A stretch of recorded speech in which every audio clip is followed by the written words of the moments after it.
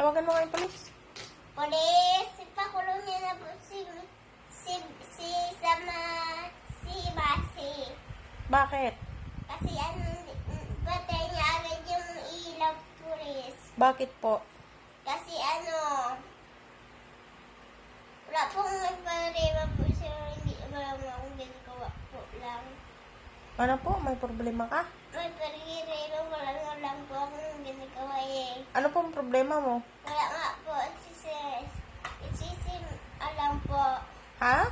Iniisip ko lang po, lang po. Ano pong iniisip nyo?